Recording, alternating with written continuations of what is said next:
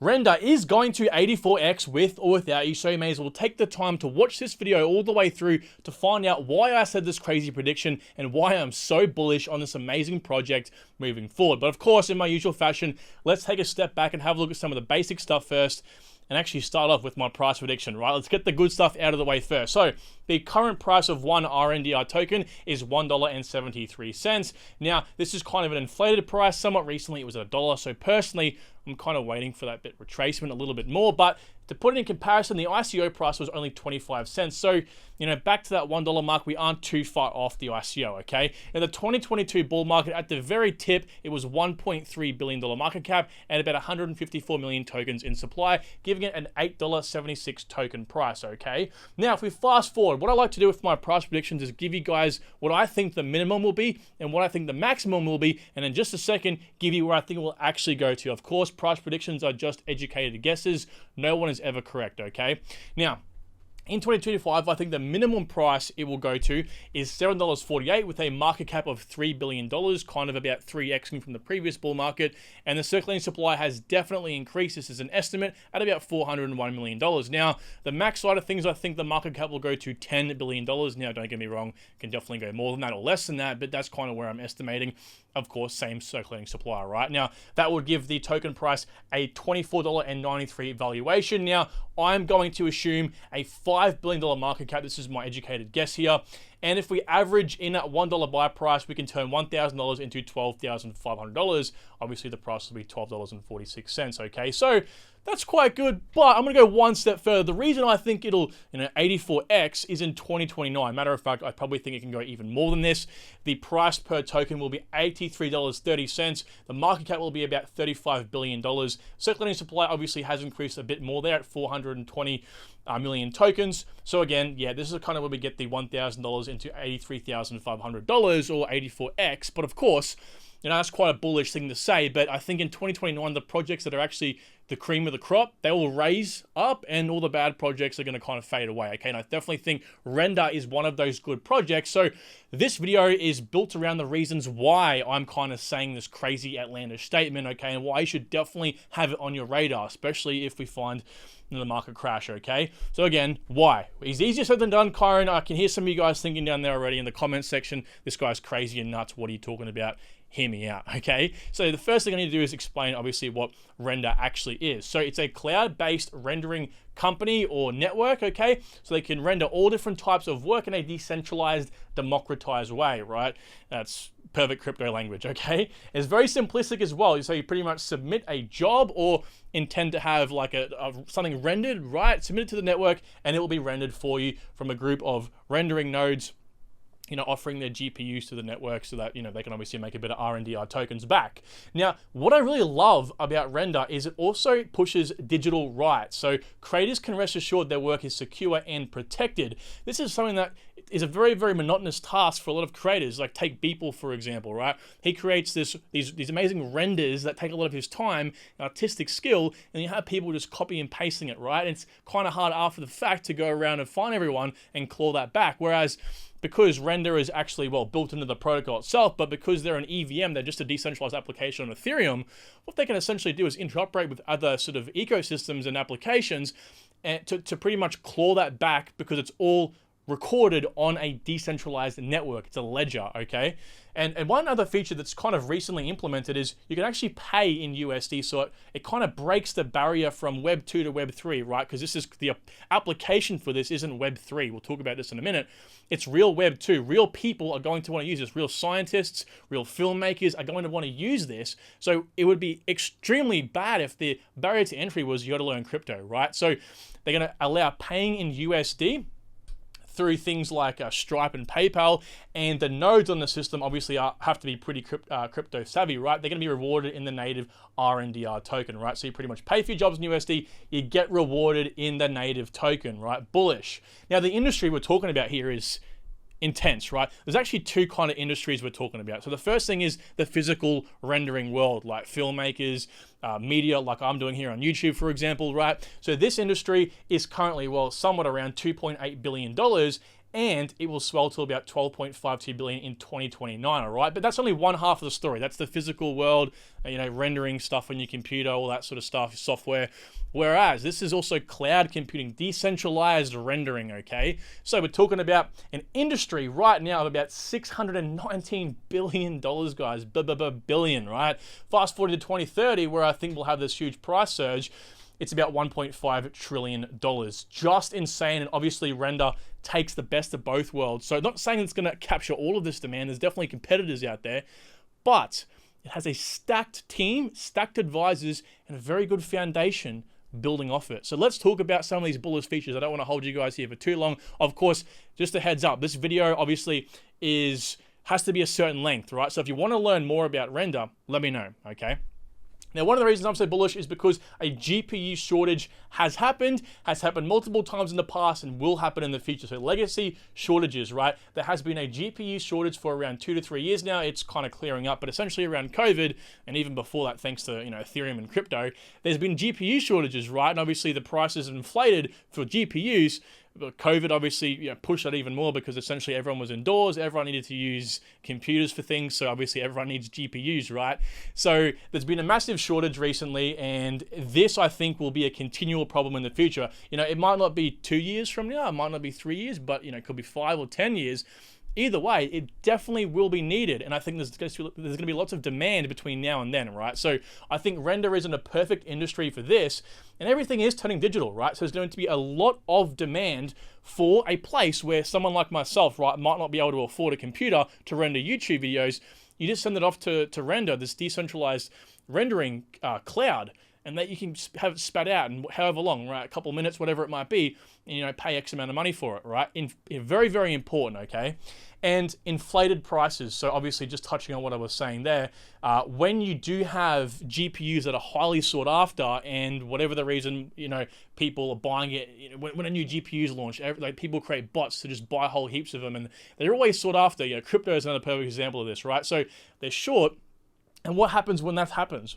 What happens when that happens? Well, people suffer. People that actually need it for real use cases suffer, okay? So the people that suffer are the ones that actually require them for serious use cases, and these are the use cases actually mentioned by Render as well. So this is what they're focusing on, but this is also some serious stuff, right? You might not think media and film is a very serious use case, but how many films do we love to watch? How many movies do we love to watch that kind of let us escape reality, right? It's huge. AR and VR, this is a growing industry. Likewise, gaming, mixed reality, and metaverse. These things are growing rapidly, and crypto is at the forefront of some of this stuff.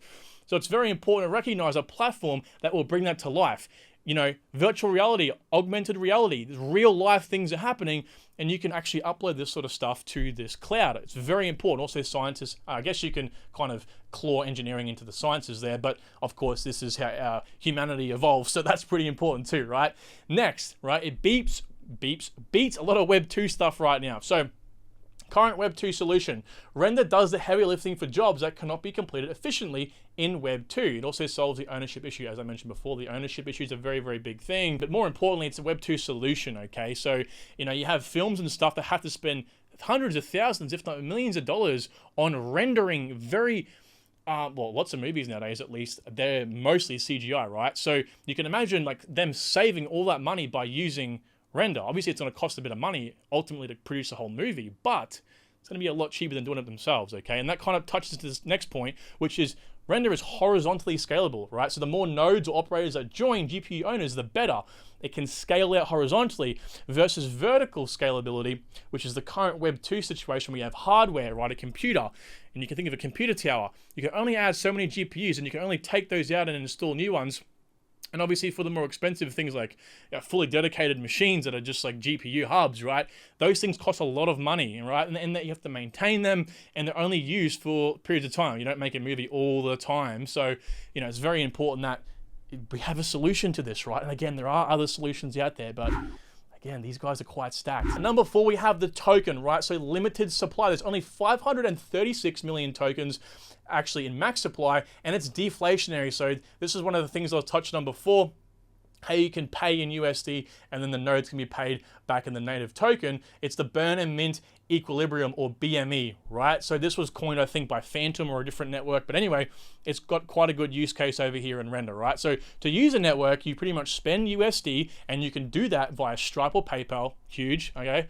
And for the job, and then what you do is actually burn the equivalent RNDR tokens to actually make that go through, right? So let's just say the job costs $200. You would pretty much just burn the equivalent of RNDR tokens. Before this was a recent proposal by the community and team. They're making strides towards more decentralized network, which is props to them. This is great stuff. This is a very recent proposal, right? Before this, it was very difficult to price in accurately how much a job's going to cost because, yeah, again, before this, they pretty much, like, if you wanted to create a piece of artwork, whatever it might have been, right, render something, if the prices surged up, it would still cost, like, let's just say 100 rendered tokens, but instead of spending like $100, you might have ended up spending, whatever that might have been, $800 instead. Okay, so this is definitely solving that issue. And essentially, what happens is the person who's receiving the job, who asks for the job, they receive render credits. Just so, and these are just until the job's complete. Okay, so they just kind of keep track of the job flow, right? And the nodes, you might be thinking, right? So they have this burn feature, right? But how do nodes get paid for their hard work? Well, there is an inflationary mechanism and system I'm going to put up on the screen now, and nodes are actually paid per epoch, irrespective of the current deflation on the network. So what this essentially means is the network can stay somewhat in equilibrium. There's a certain amount of tokens that have been allocated to be emitted over a period of time. I think it's like up to like 50, 60 years. And it halves after a period of time. And so it's just slowly emitting out, as you can see the chart. But what this actually does is when there's more token demand, this deflationary mechanism will be improved. Therefore, it'll overthrow the inflation and the network will be deflationary, right? On the contrary, if there is more inflation because the network might not be used, well then, yeah, okay, the network's going to slightly inflate, but it's going to equal out, okay? So it's very important. This helps, obviously, again, with the BME. So it allows for this to actually happen. It's very important, and I love it. It's a great feature. Okay, now next we have value capture. So this is talking about how does the token capture demand, because if the token doesn't capture demand, you got a useless network. It's not going to go up in price. There's no value to be had. So in my opinion, 10 out of 10, because you need the RNDR token at every single step of the way. Again, you burn it, you need it. Essentially, you do technically mint these render credits, but you're burning actual render tokens to make that happen. Okay, and then obviously it inflates, but it's still burning, right? So again, equilibrium. So yeah, it's very, very important. I think it's a 10 out of 10 use case. You can't get any better, right? And I think that's attributing to the fact that it's a dApp on Ethereum, right? It's simple, very effective. And I say simple in very obscure terms, right?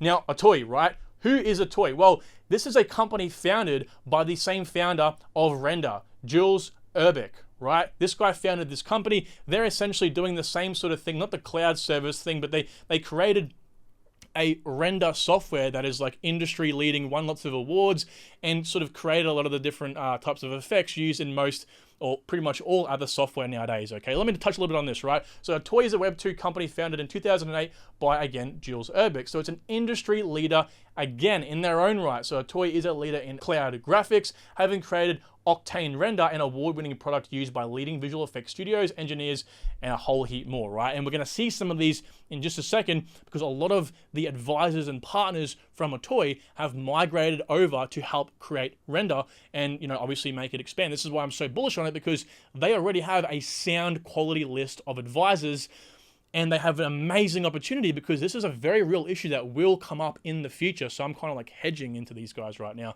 And so some of these huge connections are, right? The executive chairman and former CEO of Google. Yes, that is right. The CEO of IBM. We have Beeple, the man himself, which is very important, by the way, because obviously ALTCOIN, and these, I'll give you the quick TLDR. Beeple's also an advisor on Render. It's important to have an artist, actually the best artist currently almost in the world, right? Having him on your team, because he will be able to tell you what it's like to use the platform from an actual artist point of view. And also how good promotion is that, right?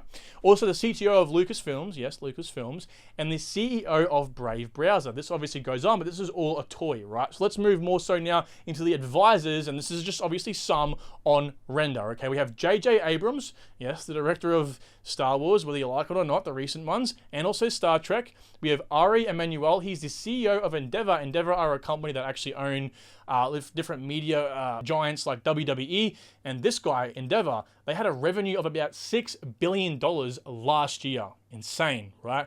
We also have Brendan. Brendan's, again, the CEO of Brave. You can see some of these names come up again, and obviously Beeple. I like Beeple because, again, it gives you that sort of that artist's edge. Now, guys, with that being said, that's going to cover the basics on Render today. I hope you have enjoyed it. And obviously, if you want to see more, let me know, because I will make a deeper dive on Render. Again, this was just an introductory. This was to give you the reasons why I am so bullish on the future of this project.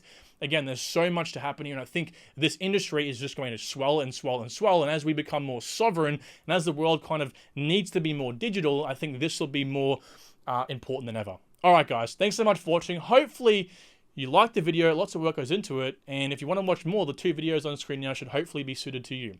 Anyway, guys, thanks so much. Look forward to talking to you down below.